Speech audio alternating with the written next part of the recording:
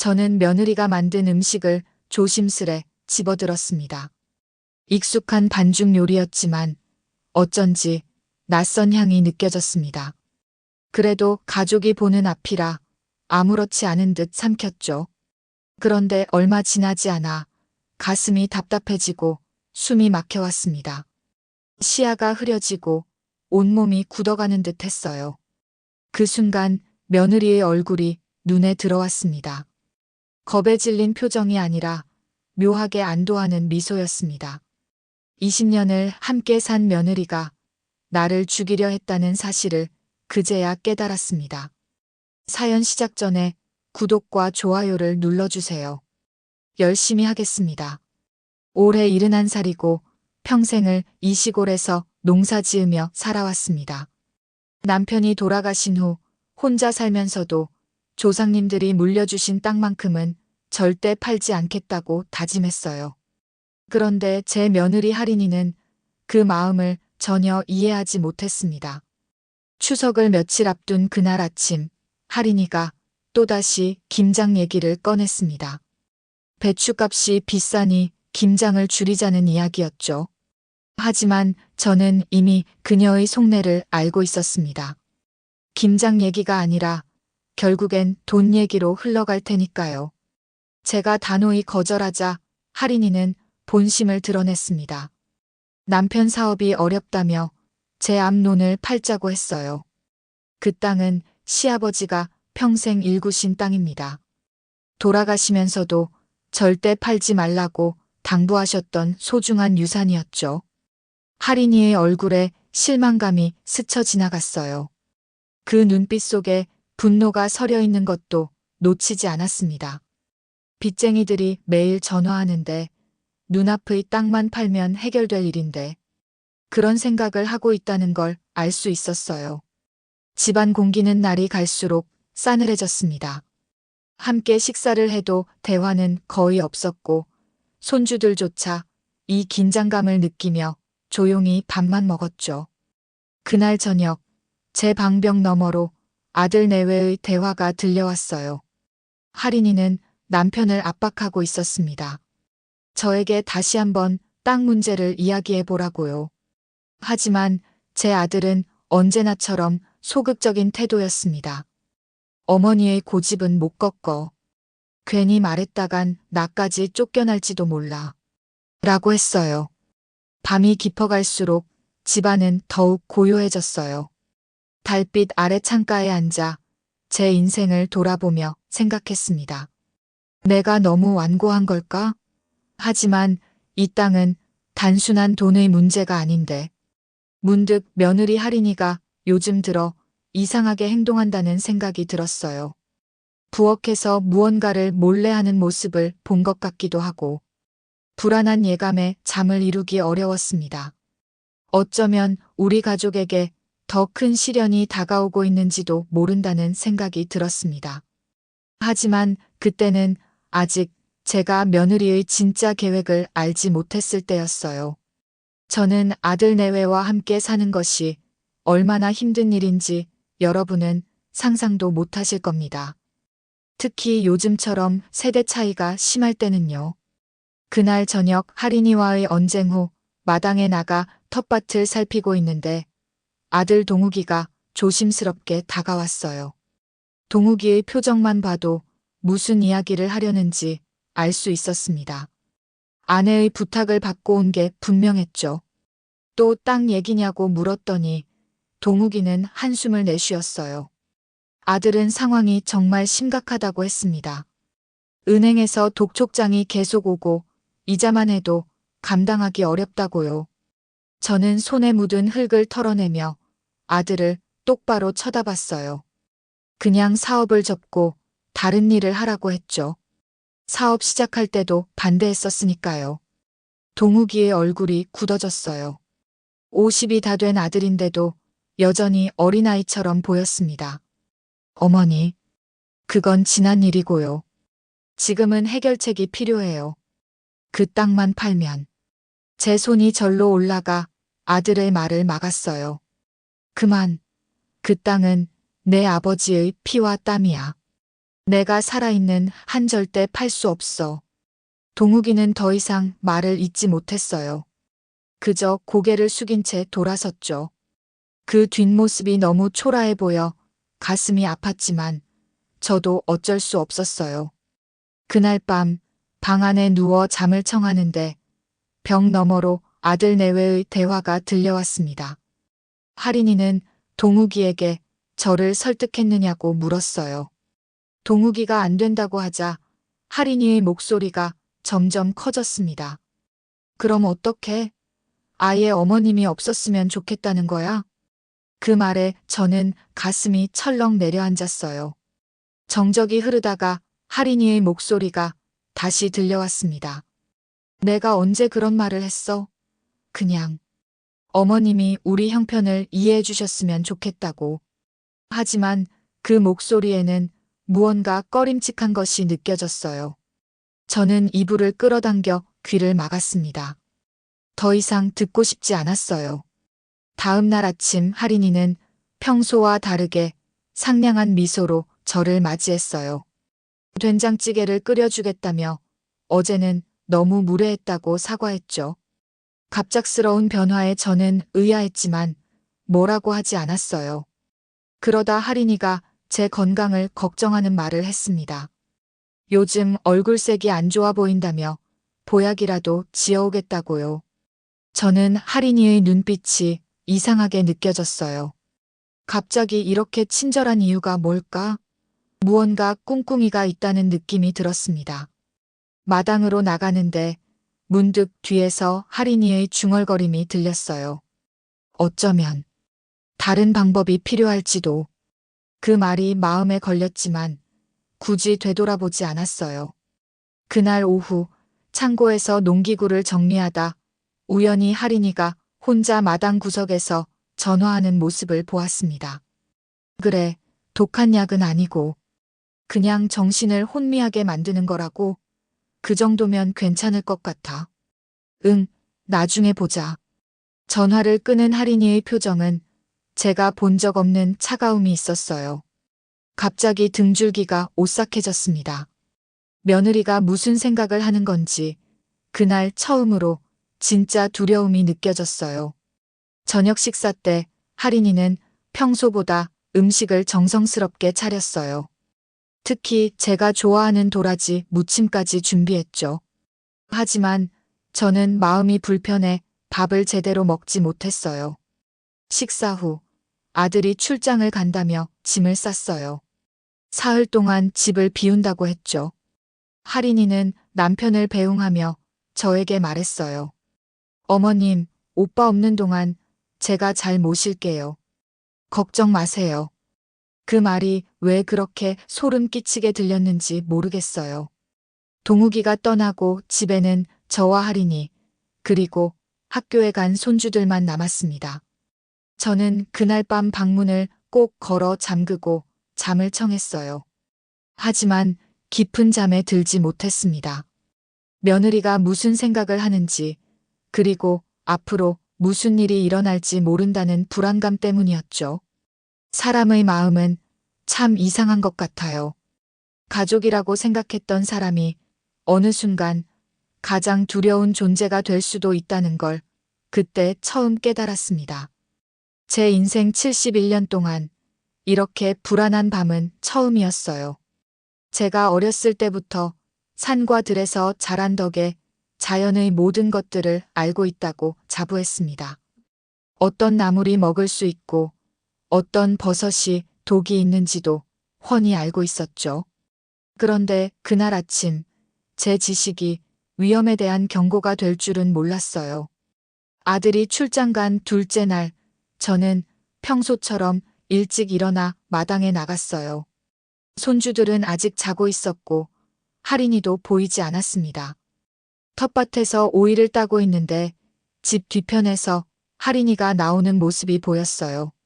손에는 작은 바구니가 들려 있었죠. 이른 아침부터 어디 갔다 오냐고 물었더니 할인이는 깜짝 놀란 듯 했어요.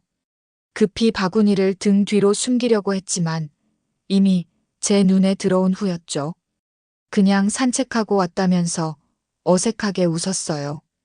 바구니 속을 들여다봤더니 몇 송이의 들꽃과 함께 붉은색 우산 모양의 버섯이 보였습니다. 순간 가슴이 철렁 내려앉았어요. 이 버섯이 어디서 딴 것이냐고 물었더니 할인이는 뒷산 습한 곳에서 따왔다고 했어요. 색이 예뻐서 그랬다고요. 제 표정이 굳어지는 걸 본 할인이가 왜 그러냐고 물었어요. 할인아, 이 버섯은 붉은 망토라고 하는 독버섯이야. 먹으면 환각 증상이 생기고 많이 먹으면 정신을 잃을 수도 있어. 할인이의 눈이 잠시 반짝였다가 곧 놀란 표정으로 바뀌었어요. 몰랐다면서 버리겠다고 말했죠. 그런데 그때 바구니에서 조그만 종이봉투가 떨어졌어요. 할인이가 급히 주워가려 했지만 제가 먼저 집어들었죠. 봉투를 열어보니 곱게 빻은 가루가 들어있었어요. 희미하게 붉은 기운이 감돌았습니다. 할인이의 얼굴이 창백해졌어요. 그냥 양념이라고 했지만 저는 할인이의 눈을 똑바로 쳐다봤어요. 할인아, 난 평생 시골에서 살았어. 이게 무슨 양념인지 내가 모를 것 같니? 침묵이 흘렀어요. 할인이의 눈빛이 변했습니다. 더 이상 당황한 표정이 아니라 차갑고 계산적인 눈빛으로 바뀌었어요. 오해하지 말라며 변명하려 했지만 저는 솔직하게 말해보라고 했어요. 할인이는 잠시 망설이더니 깊은 한숨을 내쉬었어요. 진짜 죽이려던 건 아니라고 했어요. 그냥 잠시 아프게 해서 병원에 모시고 가면 제가 땅 문제에 대해 다시 생각해 볼 거라고 생각했다는 거였죠. 순간 온몸에 소름이 돋았어요. 내 며느리가, 내 아들의 아내가 나를 해치려 했다니. 눈앞이 캄캄해지는 것 같았습니다. 할인아, 내가 미쳤구나. 돈이 그렇게 중요하니? 내 목숨보다도. 할인이의 눈에 눈물이 고였어요. 얼마나 절박한지 아느냐고 물었습니다. 밤마다 빛 독촉 전화에 시달리고 아이들 학비도 걱정인데 제가 그 넓은 땅 붙들고 혼자 살겠다고 하니 너무 답답했다고요. 저희 좀 생각해 보신 적은 있으세요? 저는 가슴이 아팠어요. 제 며느리가 이렇게까지 생각할 만큼 상황이 나빴던 걸까요? 하지만 그래도 사람을 해치려는 생각을 한다는 것은. 할인이는 갑자기 무릎을 꿇고 울음을 터뜨렸어요. 진짜 죽일 생각은 없었다고, 그냥 잠시 아프게 해서. 병원에 입원하면 동욱이가 땅 처분에 대해 결정할 수 있을 거라고 생각했다고 했어요. 저는 한숨을 내쉬며 고개를 저었어요. 이런 일을 아들에게 말해야겠다고 하자 할인이의 얼굴이 공포로 일그러졌어요. 제발요. 어머님, 오빠한테 말하지 마세요. 제발. 제가 잘못했어요. 다시는 이런 생각 안 할게요. 제발. 그때 손주들이 할머니 하고 부르는 소리가 들렸어요. 아이들이 마당으로 뛰어나왔습니다. 할인이는 급히 눈물을 닦고 일어섰어요. 저는 잠시 생각에 잠겼어요. 어떻게 해야 할지 정말 막막했습니다. 하지만 한 가지는 분명했어요. 이 집에서 더 이상 안전하지 않다는 것. 제 목숨이 위험할 수도 있다는 것. 오늘은 이 일을 여기서 멈추고 내일 남편이 돌아오면 셋이서 진지하게 얘기하자고 했어요. 할인이는 애원하듯 저를 바라봤지만 제 마음은 이미 정해졌어요. 그날 하루 종일 집안은 이상한 긴장감으로 가득했어요. 할인이는 평소보다 더 열심히 저를 챙겼고 제가 마시는 물이나 음식에도 계속 신경 썼죠. 하지만 저는 더 이상 할인이가 주는 어떤 것도 믿을 수 없었어요. 밥도 제가 직접 떠서 먹었고 물도 제가 직접 떠서 마셨습니다. 저녁이 되자 할인이는 갑자기 다른 제안을 했어요. 땅을 파는 대신 담보대출을 받는 건 어떻겠냐고요. 저는 고개를 저었어요. 오늘은 더 이상 그런 얘기하지 말고 내일 아들이 오면 모든 걸 솔직하게 얘기하라고 했어요. 그날 밤 창문을 통해 할인이가 누군가와 전화하는 모습을 보았어요.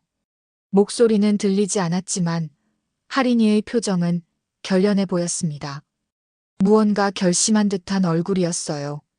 이불을 덮고 누웠지만 잠은 오지 않았어요. 평생을 살아온 내 집에서 내 가족 때문에 이렇게 두려움에 떨어야 한다니. 창밖의 달빛만이 제 쓸쓸한 마음을 비춰주는 것 같았습니다. 아침이 밝았습니다. 창문 사이로 들어오는 햇살에 눈을 뜨니 이미 시계는 7시를 가리키고 있었어요. 평소보다 늦게 일어난 것이죠. 잠을 설치며 보낸 밤 때문인지 몸이 천근만근이었습니다.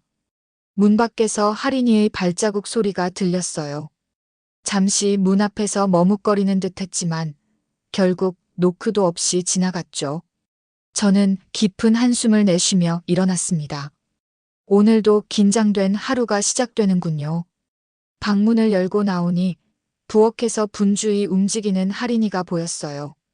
평소보다 훨씬 일찍 일어나 아침 준비를 하고 있었죠. 저를 발견하자마자 어색한 미소를 지었어요. 어머님, 일어나셨어요? 오늘은 특별히 전복죽 끓여드렸어요. 어제 너무 피곤해 보이셔서. 그 친절함이 더 이상 순수하게 느껴지지 않았어요. 할인이의 모든 행동이 의심스러웠습니다. 그래, 고맙구나. 라고 짧게 대답하고 화장실로 향했어요. 세수를 하며 거울에 비친 제 얼굴을 바라봤습니다. 71년 인생을 살아오면서 이렇게 두려움에 떨어본 적이 있었나 싶었어요. 며느리가 정말로 독버섯 가루를 음식에 넣을 생각이었다니. 오늘 아들이 돌아오면 모든 걸 말해야 할까?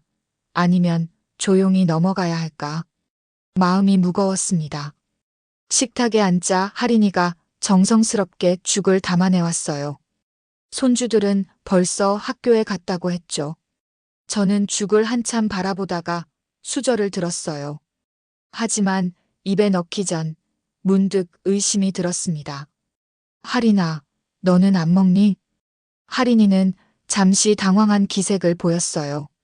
아, 저는 벌써 먹었어요. 손주들 도시락 싸주면서요. 저는 죽을 한 숟가락 떠서 천천히 냄새를 맡아봤어요. 평소와 다른 냄새는 나지 않았지만 그래도 의심이 가시지 않았습니다.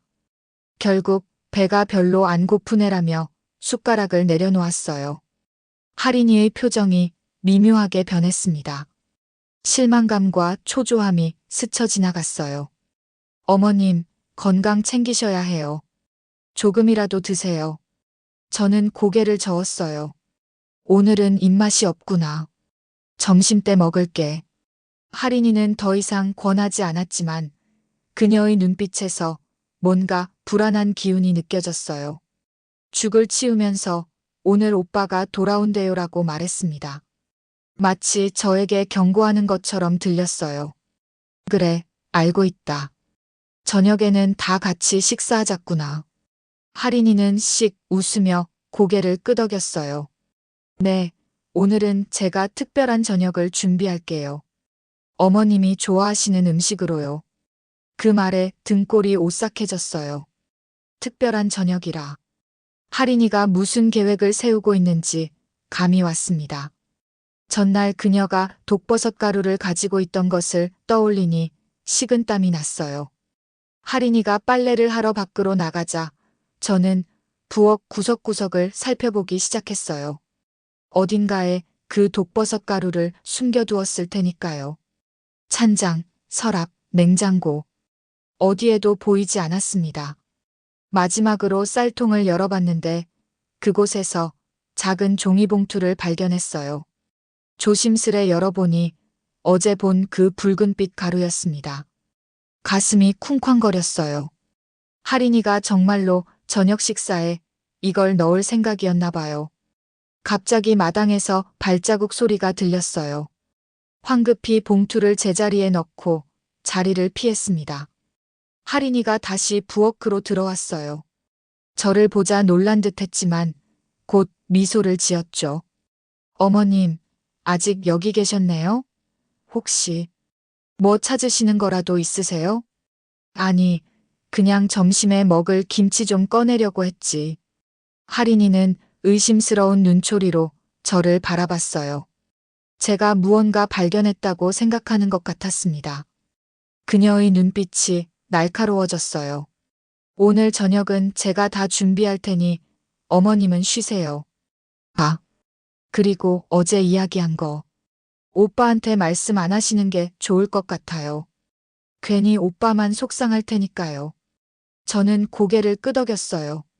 말은 안 하겠다고 했지만 마음속으로는 다른 생각이 들었어요. 이대로 있다간 정말 위험할 것 같았거든요. 오후가 되자 할인이는 장을 보러 나갔어요. 저녁 식사 준비를 위해서라고 했죠. 저는 그 틈을 타 쌀통에서 봉투를 꺼내 마당 구석에 있는 화단에 내용물을 모두 뿌렸어요. 그리고 빈 봉투는 다시 쌀통에 넣어두었습니다. 해가 기울 무렵 동욱이가 돌아왔어요. 피곤해 보였지만 저를 보자 환하게 웃었죠. 어머니, 잘 계셨어요? 출장이 생각보다 길어져서 걱정했어요. 그래, 나는 괜찮아. 너는 어땠니? 동욱이는 고개를 가로젓더니 별로예요. 거래처에서 또 계약 미루자고 해서 라고 말했어요. 눈에 걱정이 가득했습니다. 할인이가 장에서 돌아왔어요.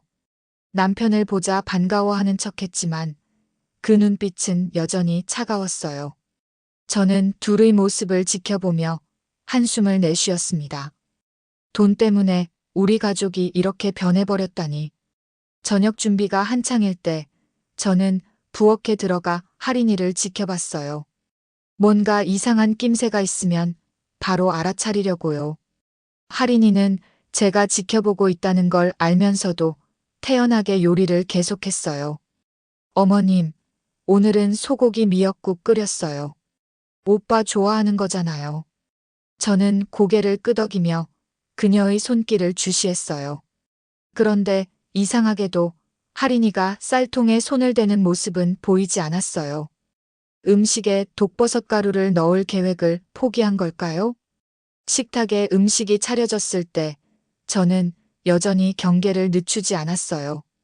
할인이는 유독 저에게 국과 밥을 많이 권했거든요. 어머님, 어제 잘 못 드셨으니 오늘은 많이 드세요. 저는 조심스럽게 음식을 맛봤어요. 별다른 이상한 맛은 없었습니다. 하지만 그래도 마음을 놓을 수 없었어요. 식사 내내 할인이와 동욱이는 서로 눈빛을 주고받았고 뭔가 수상한 분위기가 감돌았습니다. 식사를 마치고 거실에 앉아 있는데 갑자기 속이 불편해지기 시작했어요. 어지럽고 메스꺼웠죠. 설마 라는 생각이 들었지만 이미 몸이 말을 듣지 않았어요. 어머님, 괜찮으세요? 얼굴이 창백하신데 할인이의 목소리가 멀리서 들리는 것 같았어요. 저는 고개를 들어 그녀를 바라봤지만 시야가 흐려져 제대로 볼 수 없었습니다. 난 좀 말을 마치기도 전에 의식이 점점 흐려졌어요. 마지막으로 본 건 할인이의 차가운 미소였습니다. 그녀가 뭔가 속삭이는 소리가 들렸어요. 이제 곧 모든 게 해결될 거예요, 어머님. 세상이 암흑 속으로 빠져들었습니다. 제가 그토록 경계했는데도 결국 할인이의 계략에 넘어간 걸까요? 의식이 완전히 사라지기 전 마지막 생각은 내 아들은 이 사실을 알게 될까? 였습니다. 의식이 돌아왔을 때 처음 본 것은 하얀 천장이었어요. 희미한 소독약 냄새가 코끝을 스쳤고 팔에는 주사 바늘이 꽂혀 있었습니다. 병원이었어요. 어머니, 정신 드세요? 동욱이의 목소리가 들렸어요. 고개를 돌리니 아들이 걱정스러운 얼굴로 저를 내려다보고 있었습니다. 그 옆에는 할인이가 서 있었어요. 표정은 걱정스러워 보였지만 눈빛은 달랐습니다. 여기가 어디니? 목소리가 잘 나오지 않았어요. 입이 바짝 말라 있었습니다. 병원이에요, 어머니. 어젯밤에 갑자기 쓰러지셔서 응급실로 모셨어요. 동욱이가 물을 따라 주었어요. 저는 물을 마시며 정신을 차리려 했습니다. 어젯밤 일이 희미하게 떠올랐어요. 저녁 식사 후 갑자기 어지럽고 메스꺼웠던 것, 할인이의 차가운 미소, 그리고 의식을 잃었던 것. 의사 선생님이 뭐라고 하셨니? 동욱이는 한숨을 쉬었어요. 식중독 증상이래요. 어머니가 드신 음식 중에 뭔가 상한 게 있었나 봐요. 식중독. 하지만 저는 그게 아니라는 걸 알았어요. 분명 할인이가 음식에 독버섯 가루를 넣었을 거예요. 하지만 제가 쌀통에서 봉투를 꺼내 내용물을 버렸는데 어떻게 된 일일까요? 다행히 큰 문제는 없대요. 오늘 하루 더 관찰하고 내일이면 퇴원할 수 있을 거래요. 할인이가 말을 이었어요. 너무 걱정했다면서 눈물까지 글썽였죠. 하지만 저는 그 연기에 속지 않았어요. 그녀의 눈 속에는 실망감이 서려 있었거든요. 제 상태가 생각보다 심각하지 않아서 실망한 걸까요? 할인아, 어젯밤 음식은 내가 다 준비했지? 제 질문에 할인이의 얼굴이 잠시 굳었다가 곧 풀어졌어요. 네, 제가 준비했어요. 혹시 제 요리 때문에 어머님이 아프셨다면 정말 죄송해요. 동욱이가 아내의 어깨를 토닥였어요. 여보, 내 잘못 아니야. 식재료가 안 좋았던 거겠지. 그 모습을 보니 화가 치밀었어요. 아들은 아무것도 모르고 있었습니다. 할인이의 진짜 모습을, 그녀가 저를 해치려 했다는 사실을 알지 못했어요. 동욱아, 나랑 잠깐 둘이서 얘기 좀 할까? 할인이의 눈이 커졌어요. 뭔가 불안해하는 기색이 역력했습니다. 물론이죠, 어머니. 근데 너무 무리하지 마세요. 아직 약해 보이시는데. 할인이가 끼어들었지만 저는 단호하게 고개를 저었어요. 괜찮아. 잠깐이면 돼. 할인이는 어쩔 수 없이 병실을 나갔지만 문을 닫기 전 저를 향해 경고하는 듯한 눈빛을 보냈어요. 그 눈빛에는 조심하라는 메시지가 담겨 있었습니다. 문이 닫히자 동욱이가 침대 옆에 앉았어요. 어머니, 무슨 말씀하실 거예요? 저는 깊은 숨을 들이마셨어요. 아들에게 모든 것을 말해야 할까요? 할인이가 독버섯 가루로 저를 해치려 했다는 사실을, 그리고 어제 분명히 뭔가를 음식에 넣었다는 것을. 하지만 문득 망설여졌어요. 증거가 없었습니다. 제가 본 봉투는 이미 비워뒀고 할인이는 분명 모든 것을 부인할 테죠. 오히려 제가 나이 들어 헛것을 본다고 할지도 모릅니다. 어머니, 괜찮으세요? 동욱이의 걱정스러운 목소리에 정신이 들었어요. 아니, 그냥 우리 땅 얘기 좀 하고 싶어서. 동욱이의 표정이 밝아졌어요. 정말요? 어머니가 먼저 그 얘기를 꺼내시다니. 땅을 팔자는 게 아니야. 그냥 내가 얼마나 어려운지 좀 더 자세히 알고 싶어서. 동욱이의 얼굴에 실망감이 스쳤지만 이내 감추고 이야기를 시작했어요. 사업이 얼마나 어려운지, 빚이 얼마나 많은지. 듣고 있자니 가슴이 아팠습니다. 아들이 정말 많이 힘들었나 봐요. 그래서 아내가 어머니께 땅을 팔자고 계속 말씀드린 거예요. 제가 말리긴 했지만 내 아내가 그 일 때문에 매우 절박해 보이던데. 동욱이는 고개를 끄덕였어요. 네. 할인이가 요즘 좀 이상해요. 밤에도 잠을 못 자고 가끔은 혼잣말도 해요. 너무 스트레스를 받는 것 같아요. 그 말을 들으니 더 마음이 복잡해졌어요. 할인이의 행동이 단순한 욕심 때문만은 아닐 수도 있겠다는 생각이 들었거든요. 정말 절박한 상황이었을까요? 동우가 이번 일로 생각해봤는데 땅을 전부 팔진 않더라도 일부는 담보로 대출을 받는 건 어떨까 싶구나.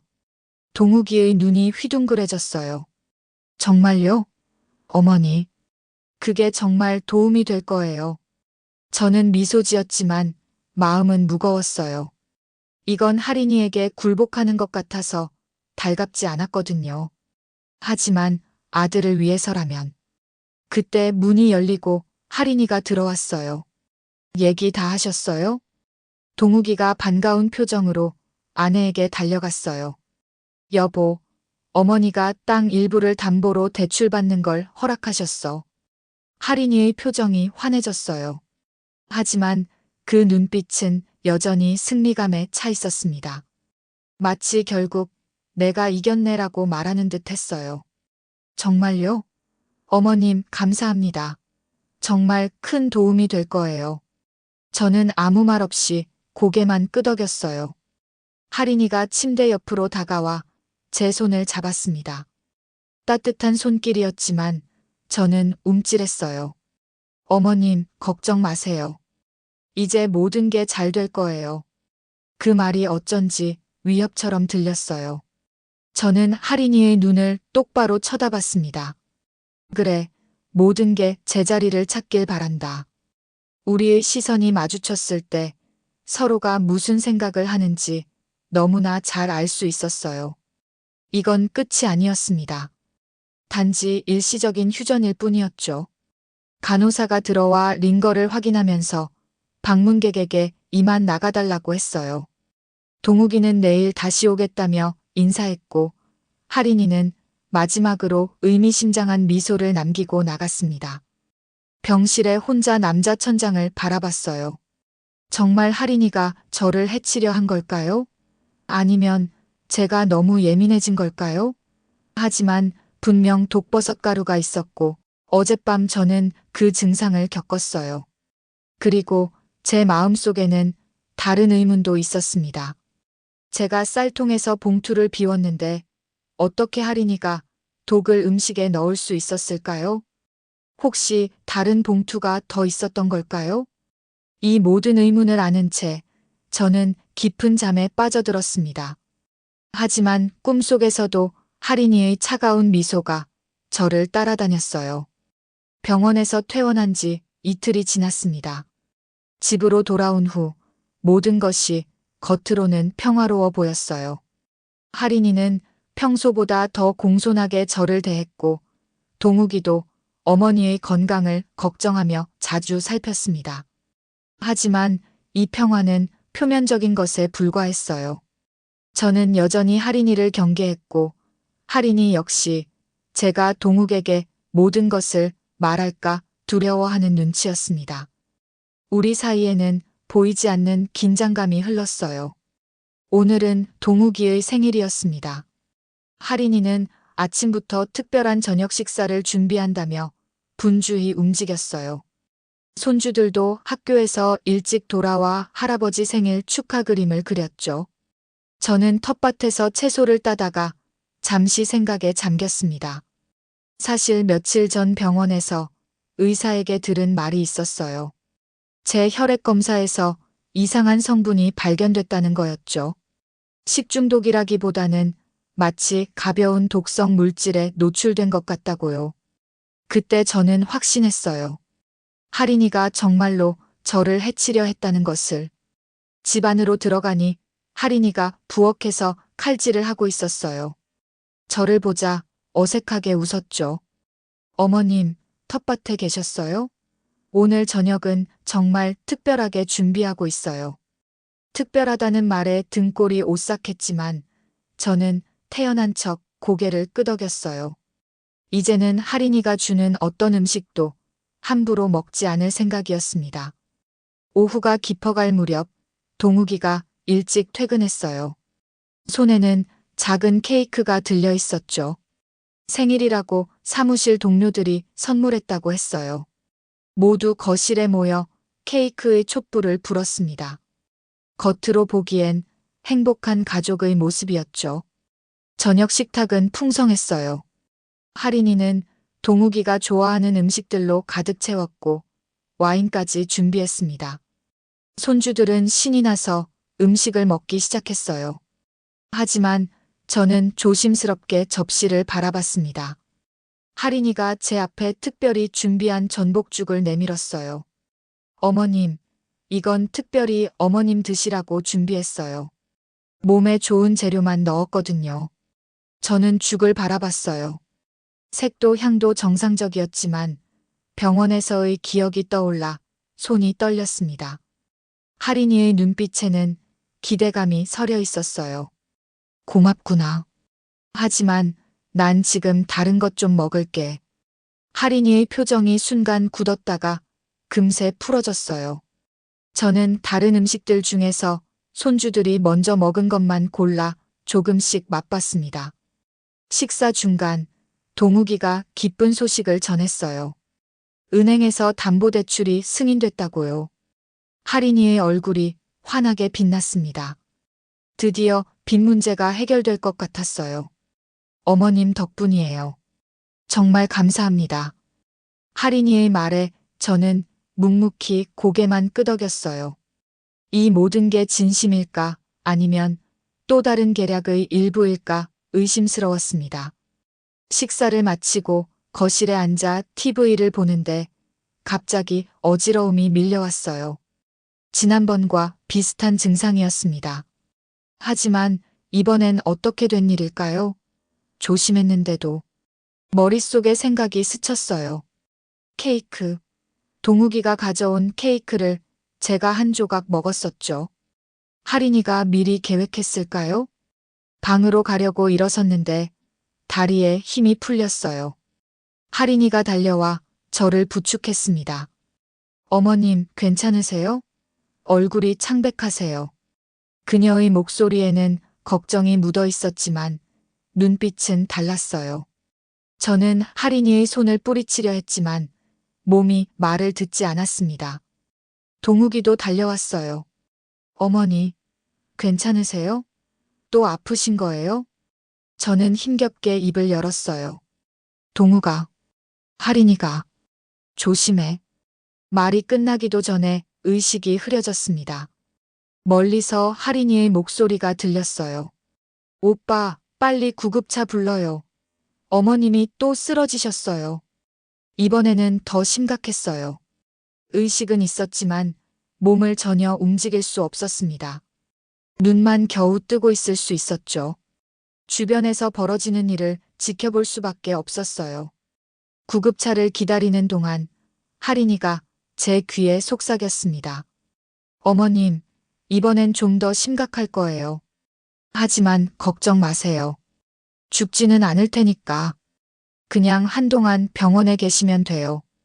그 사이에 우리가 모든 걸 처리할게요. 제 눈에서 눈물이 흘러내렸어요. 할인이의 잔인함에 가슴이 찢어지는 것 같았습니다.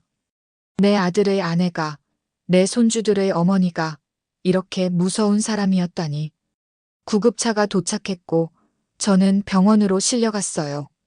동욱이는 걱정스러운 얼굴로 따라왔지만 할인이는 집에 남아 손주들을 돌본다고 했습니다. 병원 응급실에서 의사들이 분주히 움직였어요. 누군가 이상하네요. 증상이 중독과 비슷한데. 라고 말하는 소리가 들렸습니다. 동욱이가 제 손을 잡고 울었어요. 어머니, 제발 괜찮아지세요. 제발. 저는 말을 하고 싶었지만 입이 열리지 않았어요. 아들에게 진실을 말하고 싶었는데 할인이가 저를 해치려 한다고 조심하라고. 의사가 동욱에게 뭐라고 말했고 아들은 충격받은 표정으로 고개를 끄덕였어요. 이후 저는 중환자실로 옮겨졌습니다. 밤이 깊어갔어요. 중환자실의 침대에 누워 천장만 바라보며 생각했습니다. 할인이는 정말 무서운 사람이었어요. 빚 문제가 해결됐는데도 저를 해치려 했다는 건 이제 단순한 돈 문제가 아니라는 거죠. 제가 그녀의 계획에 방해가 된다고 생각하는 게 분명했어요. 창밖으로 보이는 달빛이 침대에 희미하게 비쳤습니다. 그 순간 결심했어요. 살아남아서 진실을 밝혀야 한다고. 아들과 손주들을 할인이로부터 지켜야 한다고. 모니터의 일정한 소리만이 고요한 병실에 울렸습니다. 저는 천천히 눈을 감았어요. 이번엔 제가 할인이보다 한 발 앞서 움직여야 했습니다. 다음에 깨어날 때는 더 강해져야 했어요. 병원 침대에서 일주일을 보냈습니다. 의사들은 제 상태를 두고 원인 불명의 중독 증상이라고 했어요. 혈액 검사에서 특이한 물질이 발견됐지만 정확히 무엇인지는 알 수 없다고 했죠. 창가에 앉아 병원 정원을 바라보며 생각에 잠겼어요. 동욱이는 매일 병문안을 왔지만 할인이는 단 한 번도 오지 않았습니다. 손주들 돌봐야 한다는 핑계였죠. 하지만 저는 알았어요. 할인이가 두려워하는 걸요. 제가 깨어나 모든 것을 말할까봐. 간호사가 약을 가져왔어요. 이제는 모든 약을 의심하게 됐습니다. 할인이의 손길이 여기까지 미칠까 걱정됐거든요. 나중에 마시겠다고 핑계를 대고 간호사가 나가자마자 화장실 변기에 버렸습니다. 미안한 마음이 들었지만 지금은 제 안전이 우선이었어요. 오후에 동욱이가 찾아왔어요. 얼굴이 헬쑥해 보였습니다. 어떻게 지내냐는 질문에 많이 좋아졌다고 대답했어요. 조만간 퇴원할 수 있을 것 같다고요. 동욱이의 표정이 밝아졌다가 이내 어두워졌어요. 무슨 걱정이 있는 듯 했습니다. 물어보니 의사가 제 상태를 의심스러워한다는 거였어요. 2번이나 갑자기 쓰러진 것이 누군가 고의로 해치는 건 아닌지 조사해보겠다고 했다네요. 그 말에 가슴이 철렁했어요. 드디어 진실이 밝혀질 기회였습니다. 동욱이는 혈액에서 독버섯 성분이 검출됐다고 말했어요. 이제 말해야 할 때였습니다. 하지만 그때 문이 열리고 할인이가 들어왔어요. 오지 않을 거라더니 갑자기 나타난 겁니다. 표정은 평소와 달리 긴장되어 있었어요. 할인이의 등장에 말문이 막혔어요. 그녀의 눈빛에서 경고를 읽었습니다. 동욱이가 제게 무슨 말을 하려 했냐고 물었지만 결국 퇴원하면 집에서 조용히 쉬고 싶다는 말로 얼버무렸어요. 할인이의 표정에서 안도감이 스쳤습니다. 할인이는 과일 바구니를 내밀었어요. 저는 바구니를 받았지만 먹을 생각은 없었어요. 누가 알겠어요. 또 무언가 섞여 있을지. 대화는 일상적인 주제로 흘러갔어요. 하지만 저는 계속 할인이를 주시했습니다. 그녀도 마찬가지로 저를 경계하는 눈빛이었어요. 방문 시간이 끝나고 두 사람이 떠난 후 저는 깊은 생각에 잠겼어요. 할인이는 제가 말할까봐 두려워하고 있었고 저는 할인이가 또 다른 시도를 할까봐 두려웠습니다. 이 불안한 균형은 언제까지 지속될 수 있을까요? 다음 날 아침 의사가 회진을 왔어요. 검사 결과 확실히 독버섯 성분이 검출됐다며 경찰에 신고해야 할 것 같다고 했습니다. 어떻게 할지 물었어요. 순간 망설였어요. 경찰에 신고하면 할인이는 분명 감옥에 갈 테고 우리 가족은 영원히 깨질 겁니다. 하지만 그대로 두면 제 목숨이 위험할 수도 있어요. 조금 더 생각해 보겠다고 대답했습니다. 저녁이 되자 할인이에게서 전화가 왔어요. 목소리가 떨리고 있었습니다. 의사가 경찰에 신고하려 한다는 소식을 들었나 봐요. 제발 그러지 말아달라고 애원했습니다. 왜 그러지 말아야 하냐고 물었더니 할인이는 흐느끼기 시작했어요. 잘못했다며 너무 절박했다고 했죠. 이제 모든 게 해결됐으니 이대로 끝내자고 했습니다. 경찰에 신고하면 가족이 망가진다고 아이들은 어떻게 되냐고 물었어요. 손주들 생각이 들자 가슴이 아팠어요. 할인이가 아무리 나쁜 짓을 했어도 그 아이들은 무고하니까요. 하지만 어떻게 할인이를 믿을 수 있겠냐고 물었어요. 2번이나 저를 해치려 했는데요. 할인이는 다시는 그러지 않겠다고 맹세했어요. 한 번만 더 기회를 달라고 애원했습니다. 전화를 끊고 깊은 생각에 잠겼어요. 할인이를 용서해야 할까요? 아니면 경찰에 신고해야 할까요? 쉽게 결정할 수 없는 문제였습니다.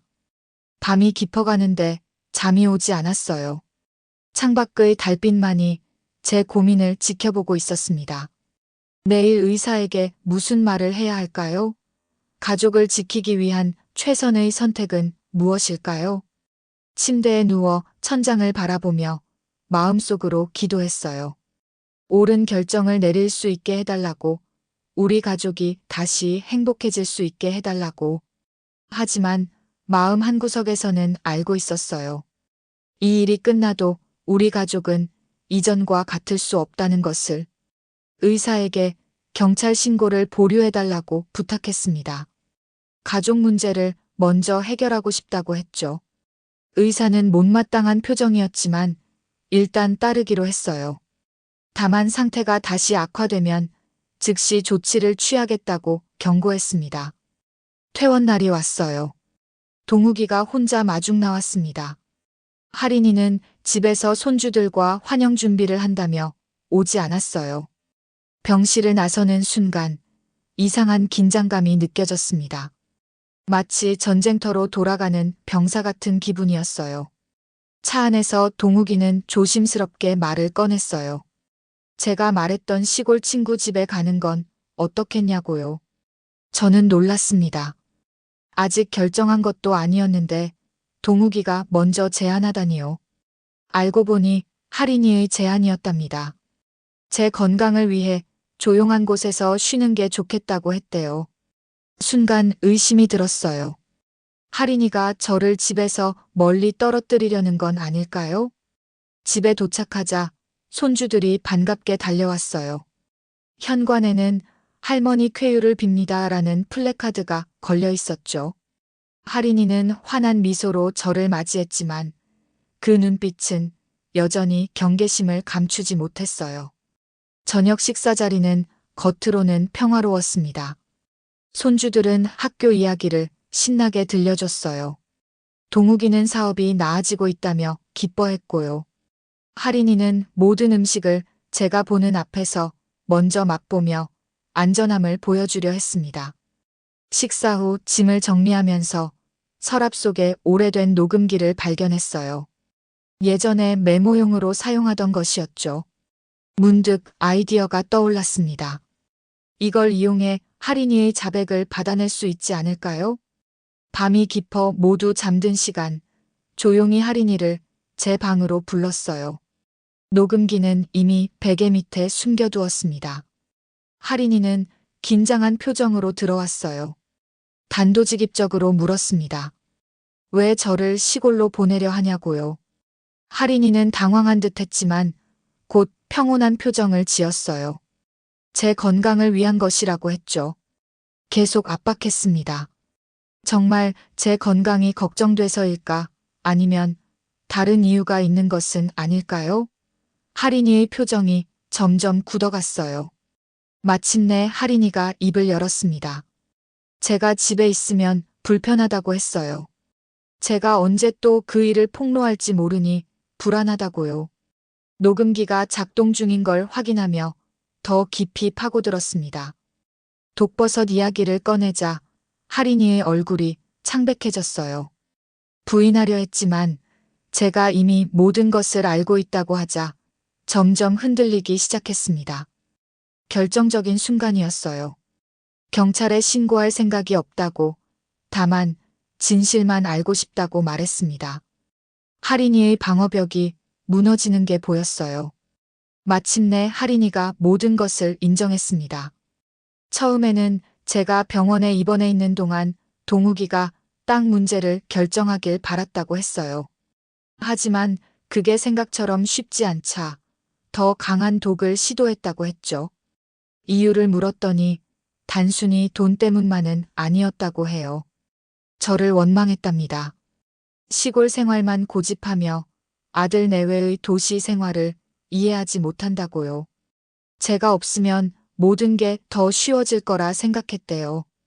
녹음을 충분히 확보했다고 판단하고 대화를 마쳤어요. 할인이는 제 표정을 살피며 물었습니다. 이제 어떻게 할 거냐고요. 다음 날 아침 동욱이를 따로 불렀어요. 녹음기를 그에게 건네며 이것을 들어보라고 했죠. 동욱이는 의아한 표정이었지만 곧 녹음기를 들고 서재로 들어갔습니다. 한참 후 동욱이가 창백한 얼굴로 나왔어요. 눈은 충혈되어 있었고 손은 떨리고 있었습니다.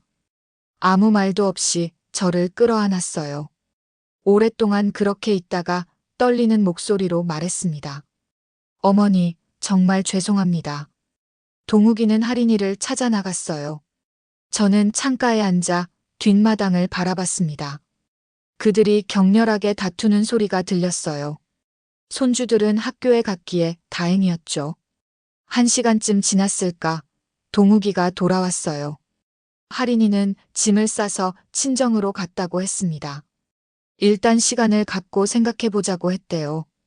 동욱이는 경찰에 신고할 거냐고 물었어요. 저는 망설였습니다. 법적으로는 당연히 신고해야 했지만 그렇게 되면 손주들은 어떻게 될까요? 결국 할인이에게 조건을 제시하기로 했어요.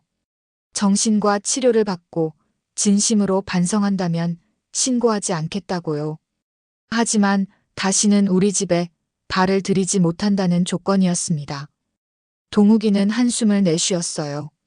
어려운 결정이지만 아이들을 위해 받아들이겠다고 했습니다. 아내의 행동을 용서할 수는 없지만 가족으로서의 책임은 지겠다고요. 그날 밤 손주들이 엄마가 어디 갔냐고 물었어요.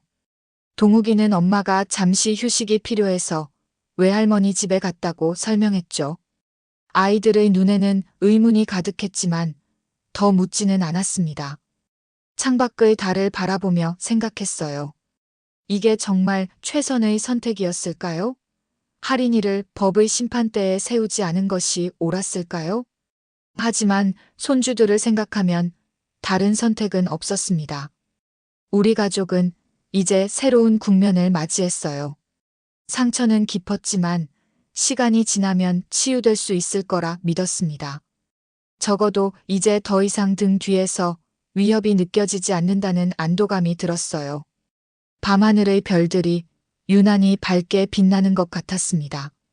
마치 앞으로의 길을 밝혀주는 듯 했어요. 험난했던 시간이 지나고 이제 새로운 시작을 준비할 때였습니다. 경찰에 신고할까 고민하던 날 동욱이가 먼저 결단을 내렸습니다. 할인이의 행동에 대해 법적 조치보다는 치료가 필요하다고 생각했어요. 친구의 소개로 정신과 전문의를 만나 상담을 받았죠. 의사는 동욱이의 이야기를 듣고 심각한 표정을 지었어요. 할인이의 행동은 단순한 분노나 갈등을 넘어선 것이라고 했습니다. 정신과적 평가와 치료가 시급하다는 의견이었어요.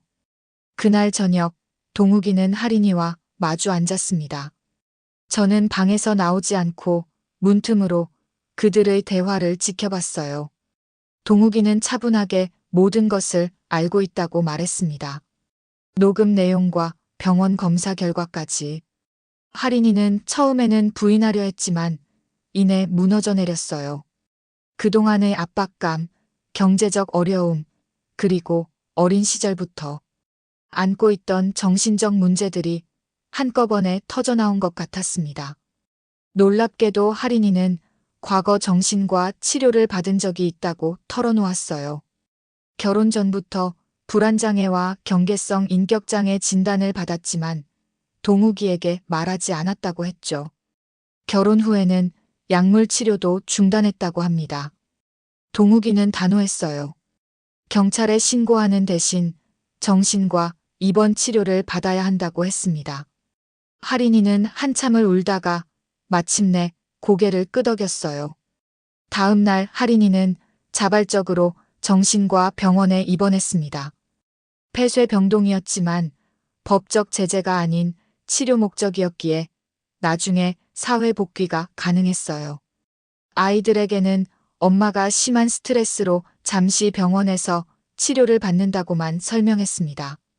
처음 며칠간 동욱이는 매일 병원을 찾았어요. 할인이의 치료 경과를 확인하고 의사와 상담하기 위해서였죠. 저는 집에서 아이들을 돌보며 동욱이를 걱정했습니다. 아들의 마음이 얼마나 무너져 있을지 짐작할 수 있었으니까요. 일주일 후 동욱이는 할인이의 주치의와 긴 상담을 했어요. 돌아와서 저에게 모든 것을 설명해 주었습니다. 할인이는 오랫동안 정신적 고통을 안고 살아왔다고 해요. 어린 시절의 트라우마, 자존감 문제, 그리고 버림받는 것에 대한 극도의 두려움이 병적인 행동으로 나타났던 것이었습니다. 의사는 6개월 정도의 입원 치료가 필요하다고 했어요. 약물 치료와 함께 심리 상담, 인지행동 치료 등을 병행할 예정이라고 합니다. 완전한 회복을 기대하긴 어렵지만 증상을 조절하고 일상생활로 돌아갈 수 있도록 돕는 것이 목표라고 했죠. 한 달이 지나고 할인이의 상태는 조금씩 안정되어 갔어요. 약물의 효과가 나타나기 시작했고 규칙적인 생활과 치료 프로그램 참여로 마음의 안정을 찾아가는 중이었습니다. 동욱이는 주말마다 아이들을 데리고 병원을 찾았어요. 짧은 면회였지만 가족의 유대를 유지하는 데 중요했습니다. 저는 병원에 가지 않았어요. 아직은 할인이를 마주할 준비가 되지 않았거든요. 하지만 동욱이를 통해 그녀의 상태를 듣고 있었습니다. 언젠가는 저도 용기를 내어 할인이를 만나보고 싶다는 생각이 들었어요. 3달이 지났을 때 할인이의 주치의가 가족 치료를 제안했어요. 할인이의 회복뿐만 아니라 가족 전체의 치유가 필요하다고 했습니다. 동욱이는 제게도 참여해 줄 것을 부탁했어요. 많이 망설였지만 결국 동의했습니다. 우리 가족의 미래를 위해서라면 저도 노력해야 했으니까요. 첫 가족 치료 날 할인이를 다시 만났어요. 많이 달라져 있었습니다. 얼굴은 여전히 창백했지만 눈빛은 맑아져 있었어요. 저를 보자 고개를 숙이며 죄송하다고 말했습니다. 짧은 말이었지만 진심이 느껴졌어요. 치료사의 안내에 따라 우리는 각자의 감정과 생각을 솔직하게 나눴습니다. 쉽지 않은 과정이었어요. 때로는 눈물이 나고 때로는 분노가 치밀었지만 대화를 통해 서로를 조금씩 이해하게 됐습니다. 할인이는 자신의 행동에 대해 깊이 반성하고 있었어요. 치료를 통해 자신의 문제를 직면하게 됐고 이제는 그것을 해결하기 위해 노력하고 있다고 했습니다. 용서를 바라지는 않는다고, 다만 이해해 주길 바란다고 말했어요. 가족 치료는 매주 계속됐고 점차 우리 사이의 긴장도 풀려갔습니다. 아이들도 함께 참여하면서 가족으로서의 유대를 다시 쌓아가기 시작했어요. 할인이가 왜 아프게 됐는지, 어떻게 치료받고 있는지 아이들의 눈높이에 맞게 설명해 주었습니다. 5개월이 지났을 때 할인이의 주치의는 외래 치료로 전환할 수 있다고 판단했어요. 하지만 동욱이와 할인이는 더 신중한 결정을 내렸습니다. 당분간 별거 상태를 유지하기로 했어요. 할인이는 부모님 집에서 지내면서 치료를 계속하고 주말에만 아이들을 만나기로 했습니다. 이 결정은 모두를 위한 것이었어요. 할인이에게는 충분한 회복 시간을, 동욱이에게는 신뢰를 다시 쌓을 기회를, 그리고 아이들에게는 안정적인 환경을 제공하기 위해서였죠. 저도 이 결정에 동의했어요. 비록 할인이의 행동은 용서하기 어려웠지만 그녀도 한 인간으로서 2번째 기회를 가질 자격이 있다고 생각했습니다. 무엇보다 손주들을 위해서라도 평화로운 관계를 유지하는 것이 중요했으니까요. 할인이가 퇴원하던 날, 저는 멀리서 지켜봤어요. 동욱이와 아이들이 그녀를 맞이하는 모습이 보였습니다. 아직은 어색했지만 그래도 한 가족이라는 느낌이 들었어요. 앞으로의 길이 쉽지는 않겠지만 적어도 우리는 진실을 마주하고 함께 나아가기로 했습니다. 상처는 시간이 지나면 아물 수 있다고 믿었어요. 그리고 그 과정에서 우리 모두가 조금 더 성장하고 서로를 더 깊이 이해하게 될 거라고 생각했습니다. 창밖으로 보이는 저녁 노을을 바라보며 생각했어요. 인생은 때로 우리가 예상치 못한 방향으로 흘러가지만 그 흐름 속에서도 우리는 선택할 수 있다고요. 미움보다는 이해를, 복수보다는 치유를 선택할 수 있다는 것을요. 할인이가 치료를 시작한 지 한 달이 지났습니다. 집안은 조용했고 아이들은 주말에 엄마를 만나는 새로운 일상에 적응해가고 있었어요. 가을이 깊어가는 어느 저녁, 동욱이가 평소보다 일찍 돌아왔습니다. 무거운 표정으로 서재에 들어가 한참을 나오지 않았어요. 아이들이 잠든 후 그가 거실로 나와 조용히 말을 꺼냈습니다. 할인이의 주치의를 만났어요. 의사는 할인이의 상태가 호전되고 있다고 했습니다. 하지만 동시에 충격적인 사실도 알려주었어요. 할인이에게는 이전에도 비슷한 문제가 있었다는 겁니다. 첫 번째 결혼에서 시어머니와 심각한 갈등을 겪었고 그때도 극단적인 생각을 했다고 합니다. 동욱이의 얼굴은 창백했어요. 8년간의 결혼 생활 동안 아내의 중요한 과거를 모르고 살았다는 사실이 그를 괴롭히는 듯 했습니다. 다음 날 할인이의 부모님이 찾아왔어요. 딸의 상태를 걱정하는 마음에 동욱이와 대화하고 싶다고 했습니다. 할인이의 어머니는 딸이 어릴 때부터 감정 조절에 문제가 있었다고 털어놓았어요. 결혼 후에는 좋아진 것 같아 안심했는데 경제적 어려움과 스트레스가 쌓이면서 다시 악화된 것 같다고 했습니다.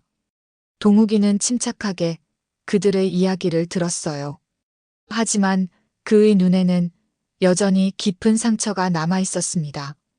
주말 할인이가 아이들을 만나러 왔어요. 전보다 건강해 보였고 표정도 밝았습니다. 아이들과 공원에 다녀온 후 동욱이와 단둘이 대화했어요. 저는 부엌에서 저녁을 준비하며 그들에게 공간을 주었습니다. 할인이가 떠난 후 동욱이의 표정이 조금 편안해져 있었어요. 할인이가 모든 것을 솔직하게 털어놓았다고 했습니다. 과거의 문제들, 숨겨왔던 정신 건강 이슈들, 그리고 왜 그런 극단적인 선택을 했는지까지요. 시간이 흐르며 할인이의 치료는 계속됐어요. 한 달에 한 번 가족 치료 시간에 동욱이도 참여했습니다. 치료사의 도움으로 그들은 조금씩 관계를 회복해가고 있었어요. 겨울이 깊어갈 무렵 동욱이가 중요한 결정을 내렸다고 했어요. 할인이와 천천히 다시 시작해보기로 한 것입니다. 당장 함께 살지는 않더라도 더 자주 만나고 진지하게 관계 회복을 위해 노력하기로 했답니다. 쉬운 결정은 아니었어요. 하지만 할인이가 정말 변하려고 노력하는 모습을 보니 저도 기회를 주어야겠다고 생각했습니다. 봄이 오고 할인이의 치료는 안정기에 접어들었습니다. 약물 복용량도 줄었고 증상도 많이 호전됐다고 해요. 주치의는 할인이가 앞으로도 정기적인 관리를 받는다면 충분히 정상적인 생활이 가능하다고 판단했습니다. 어느 봄날 동욱이가 할인이와 함께 집에 왔어요. 식탁에 앉아 세 사람이 차분히 대화를 나눴습니다. 할인이는 제게 다시 한번 진심 어린 사과를 했어요. 자신의 행동이 얼마나 잘못됐는지 깨달았고 이제는 제대로 된 방법으로 문제를 해결하고 싶다고 말했습니다. 저는 할인이의 눈을 바라봤어요. 예전의 날카로움은 사라지고 진정성이 느껴졌습니다. 완전히 용서하기는 아직 이르지만 그녀의 변화와 노력은 인정할 수 있었어요. 동욱이는 조심스럽게 제안했습니다.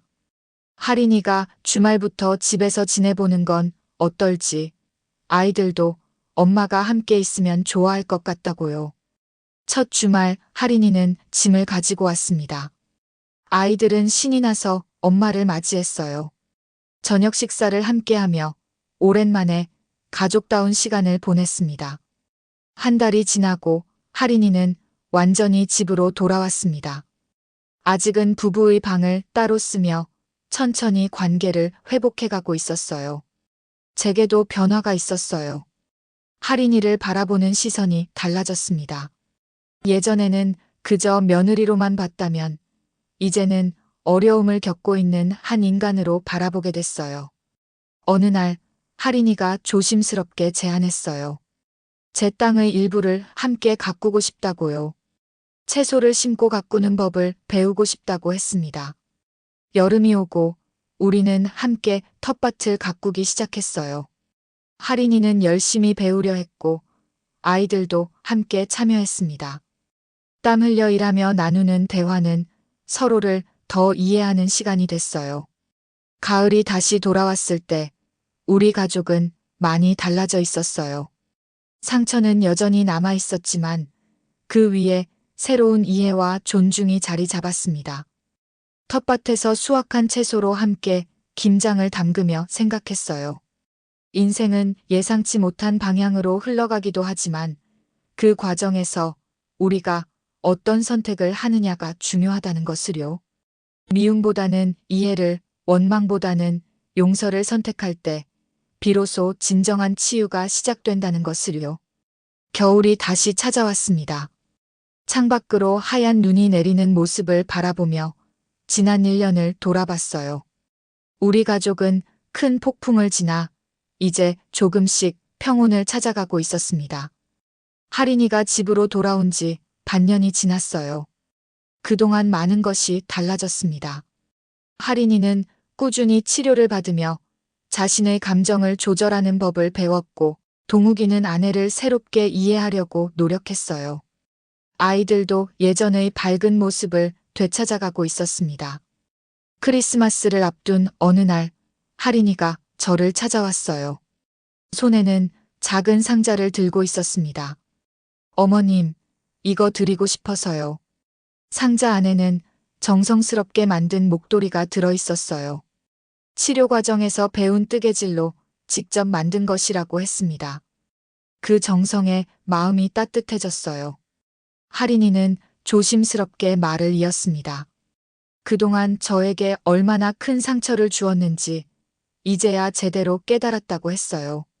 처음에는 단지 땅 문제로 시작된 갈등이었지만 자신의 통제되지 않은 감정과 잘못된 선택이 가족 모두에게 고통을 안겨주었다고 했습니다. 어머님이 저를 용서해 주셔서 정말 감사해요. 다시는 그런 실수를 반복하지 않을 거예요. 저는 할인이의 손을 잡아주었어요. 완전한 용서까지는 아직 시간이 필요했지만 적어도 이제는 함께 앞으로 나아갈 수 있다고 느꼈습니다. 설날이 다가오자 집안은 분주해졌어요. 할인이는 저와 함께 명절 음식을 준비하며 많은 대화를 나눴습니다. 요리법을 배우는 과정에서 서로를 더 알아가게 됐어요. 예전에는 전혀 관심이 없었던 가족 전통과 음식에 이제는 진심으로 다가오는 할인이의 모습이 보였습니다. 명절 아침, 온 가족이 함께 차례를 지냈어요. 동욱이는 오랜만에 편안한 표정이었고 아이들은 설빔을 입고 즐거워했습니다. 할인이도 정성껏 차례상을 준비하며 가족의 일원으로서 역할을 다했어요. 식사 자리에서 동욱이가 조용히 말했습니다. 회사에서 승진 제안을 받았다고 했어요. 하지만 그것은 다른 도시로 이사해야 한다는 의미였습니다. 모두의 의견을 물었죠. 할인이는 동욱이의 결정을 지지한다고 했어요. 새로운 시작이 모두에게 좋은 기회가 될 수 있다고 생각했습니다. 아이들도 새로운 학교에 대한 기대감을 보였어요. 저는 잠시 생각에 잠겼습니다. 평생을 살아온 이 집과 땅을 떠난다는 것은 쉬운 결정이 아니었어요. 하지만 가족이 새롭게 시작할 수 있는 기회라면 저도 함께하고 싶었습니다. 괜찮아. 나도 너희와 함께 갈게. 동욱이의 얼굴에 안도감이 스쳤어요. 할인이도 고마운 눈빛을 보냈습니다. 그들에게는 제가 함께하는 것이 중요했나 봅니다. 봄이 오고 우리는 이사 준비를 시작했어요. 40년 넘게 살아온 집과 농지를 정리하는 일은 쉽지 않았습니다. 하지만 우리는 함께 했어요. 할인이는 특히 저를 많이 도왔습니다. 오래된 물건들을 정리하며 그 안에 담긴 추억과 이야기를 들었어요. 땅 문제는 의외로 쉽게 해결됐습니다. 제가 그토록 지키려 했던 땅은 동욱이의 이름으로 남겨두기로 했어요. 당장 팔지 않고 나중에 아이들에게 물려줄 수 있도록요. 할인이도 이 결정에 진심으로 동의했습니다. 더 이상 땅을 돈으로만 보지 않고 가족의 유산으로 소중히 여기게 된 것 같았어요. 이사 전날 밤 마당에 앉아 별을 바라봤어요. 할인이가 다가와 함께 앉았습니다. 아무 말 없이 한참을 그렇게 있다가 그녀가 조용히 말했어요. 어머님, 이 집에서의 마지막 밤이네요. 기분이 어떠세요? 여러 감정이 교차했어요. 아쉬움도 있었고 새로운 시작에 대한 기대도 있었습니다. 무엇보다 중요한 건 우리 가족이 함께한다는 사실이었어요. 변화는 때로 필요한 거야. 중요한 건 우리가 함께 나아간다는 거지. 할인이는 고개를 끄덕였어요. 그녀의 눈에도 복잡한 감정이 담겨 있었습니다.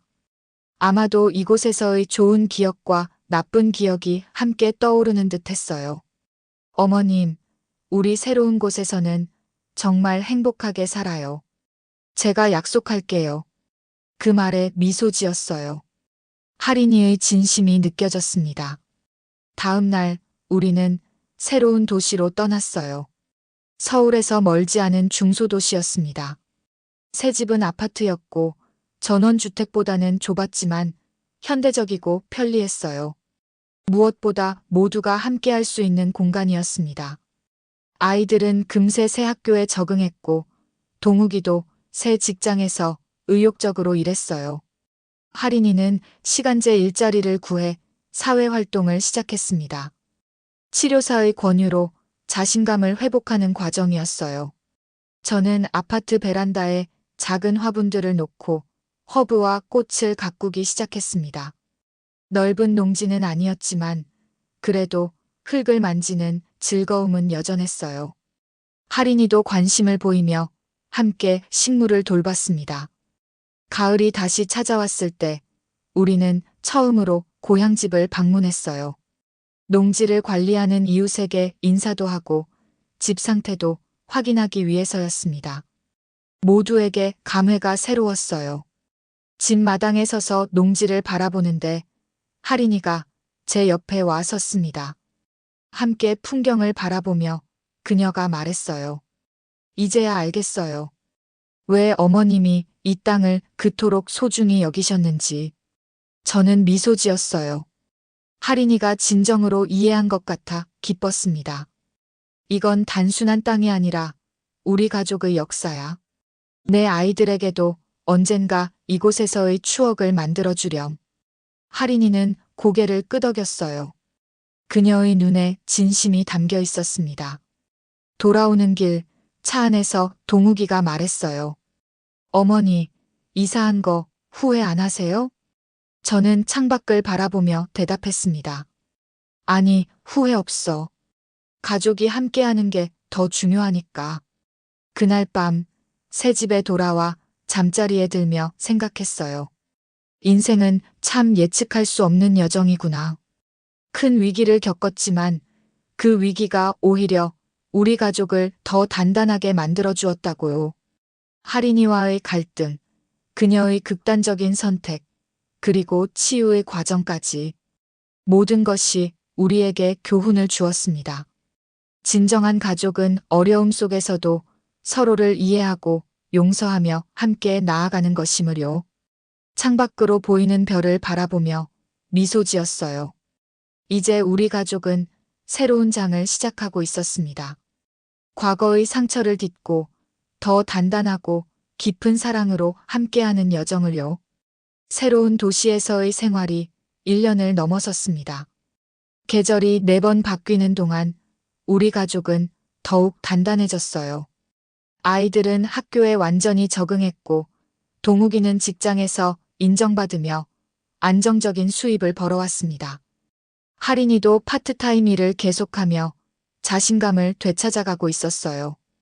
가을의 시작, 할인이가 저에게 조심스럽게 제안했습니다. 주말에 고향집에 다녀오지 않겠냐고요. 농지를 살펴보고 집 상태도 확인할 겸 가족 나들이를 하자는 제안이었어요. 오랜만에 찾은 고향집은 조금 낡아 보였지만 여전히 정겨웠습니다. 마당에 풀이 많이 자라 있었지만 집 자체는 이웃분이 가끔 살펴봐 주셔서 괜찮은 상태였어요. 농지를 둘러보는데 동욱이가 옆에서 말했습니다. 어머니, 이 땅을 어떻게 할지 결정해야 할 것 같아요. 계속 놀려두기보다는. 그의 말에 잠시 생각에 잠겼어요. 이제는 직접 농사를 짓기도 어렵고 계속 비워두는 것도 아쉬웠습니다. 하지만 팔고 싶지는 않았어요. 할인이가 의외의 제안을 했습니다. 친환경 농업 협동조합에 임대하는 건 어떨까요? 제가 알아본 결과 이 지역에 유기농 작물을 재배하는 젊은 농부들의 모임이 있어요. 땅은 우리 가족이 소유한 채로 유지하면서 좋은 목적으로 활용될 수 있을 것 같아요. 할인이의 제안에 놀랐어요. 그녀가 이런 방면으로 관심을 가지고 있었다니 뜻밖이었습니다. 더구나 땅을 팔지 않고 활용하는 방법을 찾아준 것이 고마웠어요. 동욱이도 좋은 생각이라며 동의했고 우리는 협동조합 대표를 만나기로 했습니다. 다음 주말에 다시 방문해 구체적인 이야기를 나누기로 했어요. 돌아가는 길에 할인이가 물었습니다. 어머님, 제 제안이 마음에 드셨나요? 고개를 끄덕였어요. 할인이가 이제는 땅의 가치를 단순한 금전적 측면이 아닌 다른 관점에서 바라볼 수 있게 된 것 같아 기뻤습니다. 한 달 후 계약이 성사됐어요. 협동조합은 5년 계약으로 우리 땅을 임대했고 매년 수확물의 일부를 나누기로 했습니다. 땅은 여전히 우리 가족의 소유였고 좋은 목적으로 쓰이게 되었어요. 동욱이는 이 과정에서 협동조합과 친분을 쌓았고 주말마다 아이들을 데리고 농장을 방문했습니다. 도시에서 자라는 아이들에게 농사의 가치를 알려주고 싶었나 봐요. 할인이도 관심을 보이며 종종 함께 갔습니다. 어느 겨울날 동욱이가 뜻밖의 소식을 가져왔어요. 김 대표에 관한 이야기였습니다. 김 대표는 과거 동욱이의 사업 파트너였던 사람으로 동욱이가 회사를 정리할 때 많은 어려움을 줬던 인물이었어요. 김 대표가 사기 혐의로 구속됐대요. 다른 사업자들에게도 비슷한 짓을 했나 봐요. 할인이의 표정이 굳어졌어요. 김 대표는 그녀에게도 안 좋은 기억을 남긴 사람이었습니다. 하지만 할인이는 이내 침착하게 말했어요. 그 사람의 탐욕이 결국 자신을 무너뜨린 거네요. 그 말이 의미심장하게 들렸어요. 할인이도 과거에 비슷한 실수를 했었고 그것이 가져온 결과를 경험했으니까요. 이제는 그런 교훈을 진심으로 이해하게 된 듯 했습니다. 봄이 다시 찾아왔을 때 우리는 협동조합의 초대로 첫 수확 축제에 참여했어요. 우리 땅에서 자란 싱그러운 채소들을 보니 가슴이 뿌듯했습니다. 협동조합 사람들은 감사의 마음을 전하며 우리를 환영해 주었어요. 축제 중에 할인이가 조용히 제 옆에 와서 말했습니다. 어머님, 정말 감사해요. 이제야 깨달았어요. 땅은 단순히 소유하거나 팔아 이익을 얻는 것이 아니라 이렇게 많은 사람들에게 도움이 되고 생명을 키우는 곳이란 걸요. 그 말에 가슴이 따뜻해졌어요. 할인이가 진정으로 변화했음을 느낄 수 있었습니다. 여름이 되자 할인이가 전업으로 일하기 시작했어요. 지역 복지센터에서 심리 상담 보조로 일하게 됐다고 했습니다. 자신의 경험을 바탕으로 비슷한 어려움을 겪는 사람들을 돕고 싶다고 했어요. 제가 겪은 실수와 치유 과정이 다른 사람들에게도 도움이 될 수 있을 것 같아요. 특히 가족 관계에서 갈등을 겪는 분들에게요. 할인이의 결정을 듣고 동욱이도 적극 지지했어요. 아내의 어려운 시간이 결국 새로운 의미를 찾는 계기가 되었다며 자랑스러워했습니다. 가을이 다시 돌아왔을 때 우리는 고향집을 판매하기로 결정했어요. 더 이상 빈집으로 두는 것보다 필요한 사람에게 넘기는 것이 좋겠다고 생각했습니다. 땅은 여전히 협동조합의 임대 중이었고 그 상태를 유지하기로 했어요. 집을 정리하면서 많은 추억이 떠올랐습니다. 기쁜 일, 슬픈 일, 그리고 우리 가족이 겪었던 어려운 시간들까지 모든 것이 이 집에 담겨 있었어요. 할인이가 저를 도와 물건들을 정리했습니다. 오래된 사진첩을 발견했을 때 함께 앉아 추억을 나눴어요. 동욱이의 어린 시절 사진, 시아버지와 함께 찍은 사진, 그리고 결혼 초기의 사진들까지. 어머님, 제가 처음 이 집에 왔을 때는 정말 많이 부족했네요. 가족의 의미도 땅의 가치도 제대로 이해하지 못했어요. 할인이의 말에 고개를 끄덕였어요. 그때와 지금은 정말 많이 달라졌습니다. 우리 모두가 성장했어요. 집이 팔리고 마지막으로 떠나는 날이 왔습니다. 마당에 서서 집을 바라보는데 감회가 새로웠어요. 이제 정말 새로운 장이 시작되는 느낌이었습니다. 동욱이가 제 어깨를 감싸 안았어요. 어머니, 괜찮으세요? 미소 지으며 고개를 끄덕였습니다. 슬픔보다는 감사함이 더 컸어요. 이 집에서의 시간들이 우리 가족을 만들어 왔으니까요. 할인이도 다가와 함께 서 있었습니다.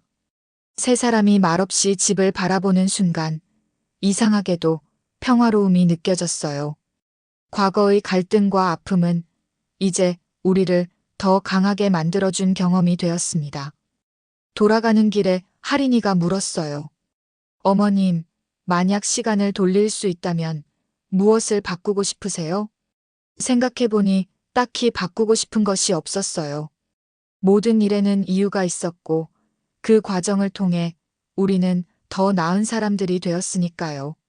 아무것도. 모든 일이 우리를 지금 여기로 이끌었으니까. 할인이는 잠시 생각에 잠기더니 고개를 끄덕였어요. 저도 그렇게 생각해요. 모든 실수와 고통이 있었기에 지금의 제가 있는 것 같아요. 이제는 그 교훈을 잊지 않고 살아갈게요. 집으로 돌아온 후 저는 작은 정원 가꾸기에 더 열중했어요. 아파트 베란다지만 다양한 화분과 허브들로 작은 천국을 만들었습니다. 할인이도 관심을 보이며 함께 식물을 돌봤어요. 어머님, 탐욕은 결국 스스로를 삼키는 법이라는 걸 배웠어요. 진정한 행복은 가진 것을 소중히 여기고 함께 나누는 데 있다는 것도요. 할인이의 말에 미소 지었어요. 그녀가 진정으로 삶의 지혜를 얻게 된 것 같아 기뻤습니다. 이제 우리 가족은 새로운 시작을 맞이했어요. 과거의 상처를 치유하고 서로를 더 깊이 이해하게 되었습니다. 할인이의 실수와 그로 인한 고통은 역설적으로 우리 모두에게 소중한 교훈을 남겼어요. 새로운 도시에서의 생활이 2년째로 접어들었습니다. 체험 농장 희망의 씨앗은 지역사회에서 소문이 나 더 많은 사람들이 찾아오게 되었어요. 할인이는 주말마다 농장에서 프로그램을 진행하며 보람을 느끼고 있었고, 동욱이도 직장에서 인정받으며 안정된 생활을 이어갔습니다. 겨울의 끝자락, 눈이 소복이 쌓인 어느 날이었어요. 동욱이가 회사에서 돌아와 기쁜 소식을 전했습니다. 승진이 결정됐다고 했어요. 더 큰 책임을 맡게 되지만 그만큼 경제적으로도 여유가 생길 것 같다고 했습니다. 할인이가 남편을 꼭 안아주었어요. 그녀의 눈에는 자랑스러움이 가득했습니다. 정말 축하해요. 오빠 정말 열심히 일했잖아요. 예전의 할인이라면 더 큰 집을 사자거나 좋은 차를 구입하자고 했을 텐데 이번에는 달랐어요. 우리 체험 농장에 작은 도서관을 만드는 건 어떨까요? 아이들이 농사 체험도 하고 책도 읽을 수 있는 공간으로요. 동욱이는 생각해보겠다며 미소 지었어요. 그 모습을 보며 생각했습니다. 할인이가 정말 많이 변했구나. 이제는 다른 사람들을 위한 일에 기쁨을 느끼는 사람이 되었어요. 봄이 오고 체험 농장에는 새로운 시설이 들어섰습니다. 작은 도서관이었어요. 많은 책은 아니었지만 아이들이 농사에 관한 지식을 얻고 쉬어갈 수 있는 공간이 생겼습니다. 할인이는 특히 이 공간에 애착을 가졌어요. 매주 새로운 책을 들여오고 때로는 직접 아이들에게 책을 읽어주기도 했습니다. 어느 날 도서관에서 책을 정리하던 할인이가 문득 말했어요. 어머님, 제가 이런 일을 하게 될 줄은 정말 몰랐어요. 한때는 그저 물질적인 것만 좇았는데. 그녀는 창밖을 바라보며 계속 말했습니다. 이제는 이런 작은 일들이 제게 큰 행복을 가져다 줘요. 아이들이 책을 읽고 배우는 모습, 농작물이 자라는 과정, 수확의 기쁨을 나누는 것. 저는 고개를 끄덕였어요. 할인이가 진정한 행복을 발견한 것 같아 기뻤습니다. 여름이 무르익어갈 무렵 체험 농장은 더욱 활기를 띠었어요. 학교 방학 기간이라 많은 아이들이 찾아왔고 할인이는 특별 프로그램을 마련했습니다. 자연과 함께하는 일주일이라는 이름의 캠프였어요. 아이들이 농장에서 텐트를 치고 지내며 자연을 경험하는 프로그램이었습니다. 캠프 기간 동안 할인이는 놀라운 에너지를 보여주었습니다. 아침 일찍부터 밤늦게까지 아이들과 함께하며 농사 체험, 요리 활동, 별자리 관찰 등 다양한 프로그램을 진행했어요. 그녀의 얼굴에서 진정한 행복이 느껴졌습니다. 캠프 마지막 날, 작은 불 주위에 모여 이야기를 나누는 시간이 있었어요. 한 아이가 할인이에게 물었습니다. 선생님, 어떻게 이런 멋진 농장을 만들게 되었어요? 할인이는 잠시 생각에 잠기더니 미소 지었어요. 그건 사실 어머님 덕분이야. 어머님이 이 땅의 진정한 가치를 알려주셨거든. 때로는 우리가 중요하다고 생각하는 것들이 실은 그렇지 않을 수도 있어. 진짜 소중한 건 눈에 보이지 않는 경우가 많거든. 그 말을 들으며 가슴이 따뜻해졌어요. 할인이가 정말 많은 것을 깨달았구나 싶었습니다. 가을이 오고 수확의 계절이 돌아왔어요. 이번에는 지난해보다 더 많은 작물을 거둘 수 있었습니다. 할인이는 특별한 아이디어를 냈어요. 수확한 작물 중 일부를 지역의 노인 복지관과 아동센터에 기부하자는 거였습니다. 우리가 받은 기쁨을 나누고 싶어요. 특히 신선한 채소가 필요한 분들에게요. 할인이의 제안에 모두 동의했고 우리는 직접 작물을 포장해 전달했어요. 받는 분들의 기뻐하는 모습을 보며 할인이의 눈가에 눈물이 맺혔습니다. 돌아오는 길에 그녀가 조용히 말했어요. 나눔의 기쁨이 이렇게 큰 줄 몰랐어요. 예전의 저였다면 상상도 못했을 거예요. 그 말에 미소 지었어요. 할인이의 마음이 얼마나 풍요로워졌는지 느낄 수 있었습니다. 겨울이 다가오고 농장 활동은 잠시 중단됐지만 할인이는 실내에서 할 수 있는 프로그램을 계획했어요. 농장 내 작은 도서관에서 책 읽기 모임과 자연 공예 교실을 열었습니다. 추운 날씨에도 불구하고 많은 아이들이 찾아왔어요. 그날 밤 행사가 끝나고 집으로 돌아오는 길에 할인이가 말했어요. 어머님, 이런 날이 올 줄 정말 몰랐어요. 제가 이렇게 다른 사람들을 위해 무언가를 하고 그것에서 행복을 느낄 줄은. 그녀의 목소리에는 감사함이 가득했습니다. 모두 어머님 덕분이에요. 제가 잘못된 길로 갔을 때 저를 바로잡아 주셨으니까요. 저는 고개를 저었어요. 아니야, 할인아. 내가 스스로 변화했어. 내 안에 있던 선함이 빛을 발한 거지. 새해가 밝고 우리는 가족 모임을 가졌어요. 한 해를 돌아보고 새로운 계획을 세우는 시간이었습니다. 동욱이는 올해도 직장에서 열심히 일할 것이라 했고, 할인이는 체험 농장을 더 발전시킬 계획이라고 했어요. 특히 교육적인 부분을 강화하고 싶어요. 아이들이 자연에서 더 많은 것을 배울 수 있도록요. 그녀의 눈에는 진정한 열정이 담겨 있었습니다. 더 이상 물질적인 것에 대한 집착이 아닌 의미 있는 일에 대한 열정이었어요. 봄이 다시 찾아오고 체험 농장은 새로운 시즌을 맞이했습니다. 이제는 주변 학교들과 정식 협약을 맺어 정기적인 체험 학습 장소로 활용되었어요. 할인이는 이 일을 통해 작은 수입도 얻게 되었지만 그것보다 더 큰 보람을 느끼는 듯 했습니다. 여름이 무르익어갈 무렵 체험 농장에는 뜻밖의 방문객이 찾아왔어요. 지역 방송국에서 취재를 나온 것이었습니다. 도시 아이들에게 농사 체험을 제공하는 특별한 공간이라는 주제로 프로그램을 만든다고 했어요. 할인이는 카메라 앞에서도 자신감 있게 농장을 소개했습니다. 단순한 체험 공간이 아닌 아이들에게 자연의 소중함과 나눔의 가치를 가르치는 교육의 장이라고 강조했어요. 방송이 나간 후 더 많은 사람들이 농장을 찾기 시작했습니다. 할인이는 갑작스러운 관심에 당황하기도 했지만 곧 이것을 더 많은 사람들과 가치를 나눌 기회로 생각하게 됐어요. 가을 세 번째 수학 축제를 준비하며 할인이가 말했어요. 어머님, 돌이켜보면 제가 정말 어리석었어요. 이 땅을 팔아 돈을 얻으려 했다니. 지금의 이 가치를 어떻게 돈으로 환산할 수 있을까요? 그녀는 농장을 둘러보며 미소 지었어요.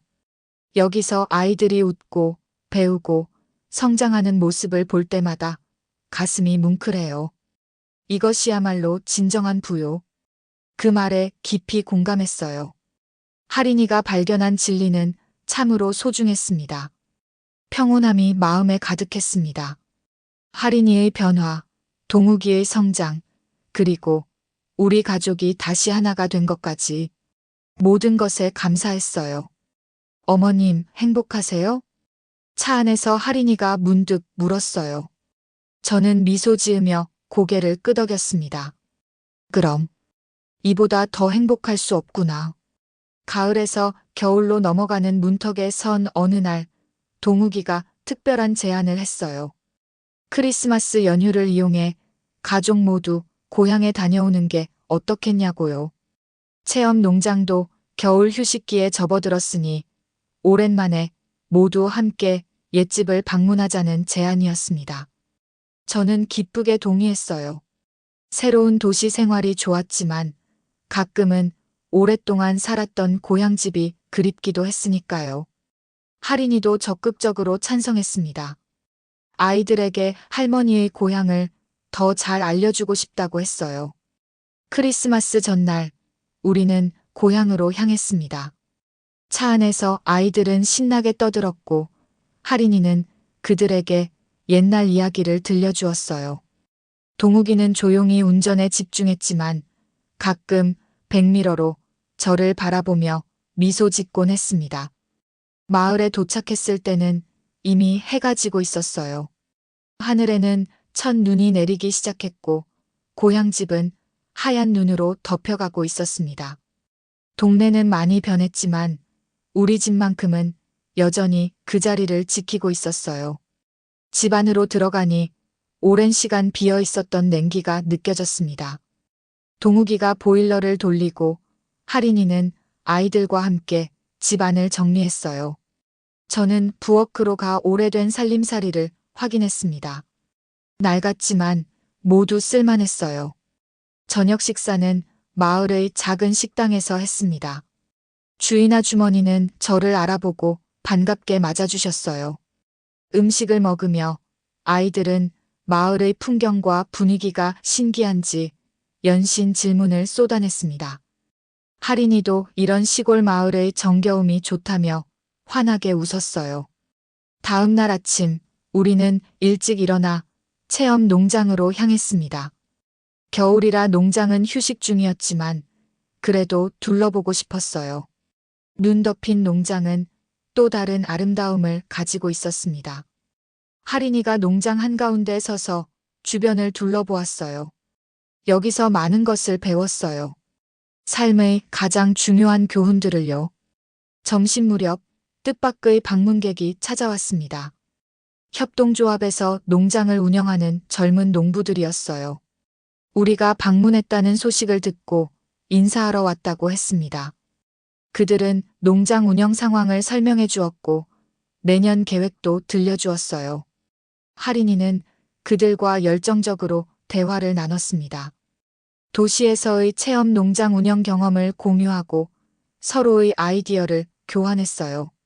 제가 그녀를 바라보는데 이전과는 다른 자신감과 지혜가 느껴졌습니다.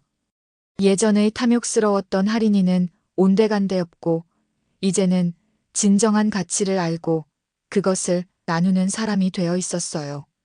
오후에는 마을을 산책했습니다. 추억이 담긴 길을 걸으며 아이들에게 옛날 이야기를 들려주었어요.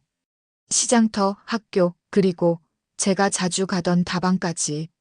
많은 것이 변했지만 그래도 여전히 익숙한 느낌이 남아 있었습니다. 저녁에는 집에 돌아와 모두 함께 음식을 준비했어요. 할인이는 제 옆에서 김치찌개 끓이는 법을 배웠고 동욱이는 아이들과 함께 상을 차렸습니다. 옛집에서의 저녁 식사는 특별했어요.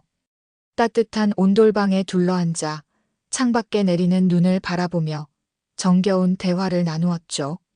식사 후 할인이가 조용히 저를 불렀어요. 밖에 잠시 나가자고 했습니다. 두꺼운 옷을 걸치고 마당으로 나가니 하늘에는 별이 가득했어요. 눈이 그친 밤하늘은 맑고 투명했습니다. 어머님, 여기서 이야기하고 싶은 게 있어요. 할인이는 눈 위에 발자국을 남기며 천천히 걸었어요. 저는 그녀의 옆에서 발걸음을 맞췄습니다. 이 땅에 처음 왔을 때 저는 그저 돈으로만 생각했어요. 땅값, 재산가치, 그런 것들만요. 어머님이 이 땅에 가지고 계신 애정을 전혀 이해하지 못했죠. 할인이의 목소리에는 진심이 담겨 있었어요. 하지만 이제는 알아요. 이 땅이 단순한 재산이 아니라는 걸요. 여기에는 어머님의 인생이 담겨 있고 우리 가족의 역사가 깃들어 있어요. 무엇보다 이 땅이 우리에게 가르쳐준 교훈들이 있죠. 저는 말없이 그녀의 이야기를 들었어요. 별빛 아래 서 있는 할인이의 모습이 참 성숙해 보였습니다. 탐욕이 얼마나 무서운 것인지, 그것이 어떻게 사람을 망가뜨릴 수 있는지 직접 경험했어요. 제가 어머님을 해치려고 했던 그 순간들이 아직도 악몽처럼 떠올라요. 할인이의 목소리가 떨렸어요. 저는 그녀의 손을 잡아주었습니다. 하지만 그 실수를 통해 배웠어요. 진정한 행복은 소유가 아닌 나눔에 있다는 것을요. 물질적인 것보다 관계가 중요하다는 것도요. 밤하늘의 별들이 더욱 밝게 빛나는 것 같았어요. 어머님, 이제 제 삶의 목표가 달라졌어요. 더 많이 가지는 것이 아니라 더 많이 나누는 사람이 되고 싶어요. 그리고 그 가르침을 아이들에게도 전하고 싶어요. 그 말에 가슴이 뭉클했어요. 할인이가 진정으로 변했다는 것을, 그리고 그 변화가 깊고 진실하다는 것을 느낄 수 있었습니다. 할인아, 내가 그런 깨달음을 얻었다니 정말 기쁘구나. 사람은 실수를 통해 배우기도 하는 법이야. 중요한 건 그 실수에서 무엇을 배우느냐지. 우리는 한동안 밤하늘을 바라보며 서 있었어요. 말이 필요 없는 평화로운 순간이었습니다.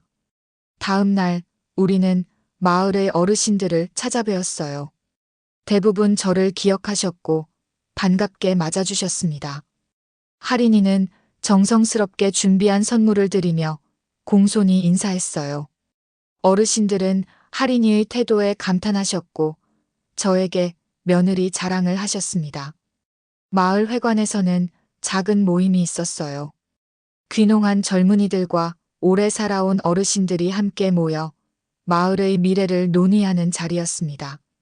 할인이는 자신의 체험 농장 경험을 나누며 이 마을에서도 비슷한 프로그램을 운영해보면 어떻겠냐고 제안했어요. 동욱이도 적극적으로 의견을 냈습니다. 도시와 농촌을 잇는 다양한 아이디어를 제시했어요.